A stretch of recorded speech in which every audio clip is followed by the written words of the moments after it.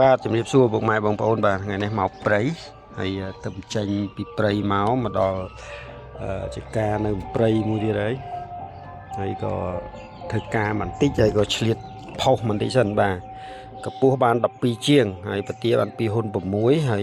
ខ្នាយមូលតឡំសាច់ក្រាស់មែនតែនហ្មងបាទលំដាប់ពិសេសមែនតែនមកខ្នាយនេះដុសឡើងពកឆ្នោតប្រវែងណាណីហ្មងដុសវមក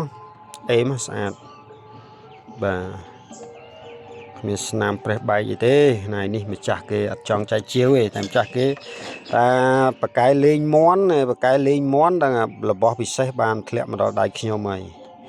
តែជនជាតិឬក៏បងប្អូនជនជាតិដែលចេះលេងមន់ចេះលេងលបែងហ្នឹងរបស់ពិសេសដឹងថាធ្លាក់មកដល់ដៃខ្ញុំហើយគាត់នៅនិយាយក៏បាសរួមដែរ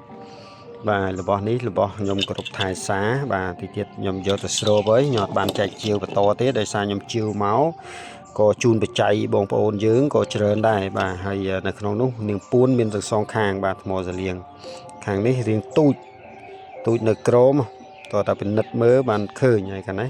ខាងក្រោមមួយខាងលើមួយហើយខាងលើក៏មានច្រើនដែរបាទខ្ញុំយកទៅស្រូបហើយបាទលំដាប់ពិសេសហើយនេះវិញក៏លំដាប់ពិសេសដែរនេះពទាពីហ៊ុន6ដែរនេះលំដាប់ពិសេសនេះប្រភេទមកអេមហ្មងបាទលំដាប់ពិសេសដែរតែមើលនេះពទាដូចគ្នាតែមើលទៅឃើញនេះរាងធំតែនេះកប៉ែតនេះមូលទលំមកស្អាតនេះក៏ស្អាតដែរហើយបើនេះវិញបាញ់និយាយពទាពីហ៊ុន7ជាងនោះហើយសាច់ក្រាស់ដែរនេះហើយថ្មសលៀងនេះវិញក៏មាននាងពួនទាំងសងខាងណាបាទសូមអរគុណបាទខ្ញុំចែកម្លែកវីដេអូតែប៉ុណ្្នឹងទៅចុះហើយក៏សូមអនុញ្ញាតជម្រាបដល់បងប្អូនពុកម៉ែបងប្អូនបាទចង់បានខ្នាយខ្មែរអាចតាក់ទងមកខ្ញុំបានបាទហើយមកគូនេះខ្ញុំសូមអត់ចែកជាវទេដោយសារខ្ញុំតាមទិញមកតាមសុំគាត់ចែកជាវមករៀងយូរឆ្នាំដែរមកបាននេះដោយសារគាត់ចាញ់មកហ្នឹងបានបាទនៅសូមបញ្ជាក់ថាមិនបាច់ទេបាច់សួរទេគ្រាន់តែមើលទៅបានហើយខ្ញុំយកទៅស្រូបហើយបាទគូនេះគឺពិសេសហើយមួយនេះក៏ពិសេសដែរខ្ញុំអត់ចែកជាវទេដោយសារនៅជាមួយខ្ញុំនឹងជាង10ឆ្នាំហើយខ្ញុំចែកជាវអាចនឹងចែកជាវមួយគូនេះបងប្អូនណាត្រូវការអីអាចចែកជាវខ្ញុំបានគាត់មានថ្មសលៀងតែខ្ញុំអត់បានផុសហើយមួយខាងនេះខ្ញុំសង្ស័យប្រហូតថ្នោលមិនដឹងខ្ញុំវាស្ទះដីហើយខ្ញុំច្រឡំដាក់ប្រេងទៅទៀតខ្ញុំអត់បានត្រាំទឹកគាត់បើសិនត្រាំទឹកមិនដឹងហើយសាច់គាត់ចាស់ស្អាតបងប្អូននេះមើលសាច់ឡើងកម្ៅហើយបើគួលនេះខ្មៅអស់ហើយខ្ញុំរុំនេះ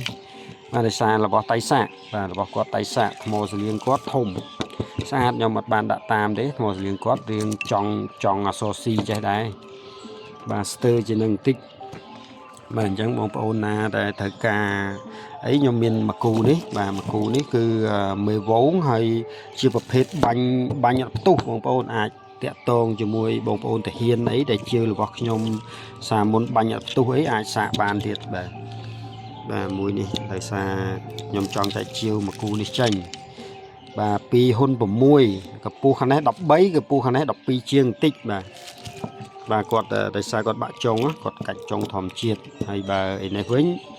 មួយគូនេះខ្ញុំជិះរៀបរាប់ដោយសារខ្ញុំចង់ស្រូបគាត់ទុកខ្លួនឯងម្ដងបាទហ្នឹងហើយនេះក៏អត់សូវកោងដែរផ្នែកវិយុទ្ធបាទនេះផ្នែកវិយុទ្ធអញ្ចឹងសូមអរគុណបងប្អូនបាទត្រូវការអីអាចតាក់ទងមកបានបាទខ្ញុំមានមួយគូនេះស្អាតបាទសូមអរគុណជម្រាបលា